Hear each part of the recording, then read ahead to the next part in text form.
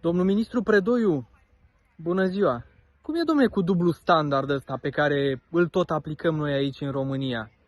Oameni precum Georgescu, precum acel om care flutura steagul tot timpul pe la manifestații, Stegarul Dac, Boc, Piar și alții, au fost luați, săltați pe sus, demascați, duși pe la fel de declarații și unii dintre ei încă sunt târâți prin instanță sau chiar închiși în pușcărie. Dom'le, dar ăștia care amenință non-stop și care scriu fel de comentarii, acum festivalul ăsta al fericiților pentru că a fost omorât un om pentru convingerile lui în Statele Unite și își doresc să se întâmple la fel și la noi, cum scapă, domne, nepedepsit?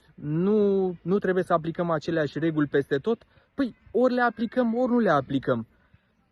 După ce că atâta răutate să se bucure cineva că a fost omorât un om care doar își promova ideile, convingerile și își afirma crezul. Nu mai contează dacă erai de aceeași părere cu el sau nu, dar merita să moară pentru așa ceva?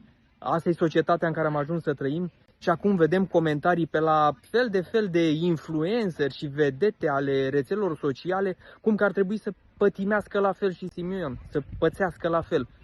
Vi se pare normal? Nu ar trebui luate niște acțiuni? Până una alta, George Simion este un demnitar, un reprezentant al poporului, un ales al poporului. Nu mai zic că este lider de partid și că era cât pe aici să fie președintele țării. Vi se pare normal, nu? Ce se întâmplă? Nu e nicio problemă. Ziceți, domnul Predoiu, cum rămâne?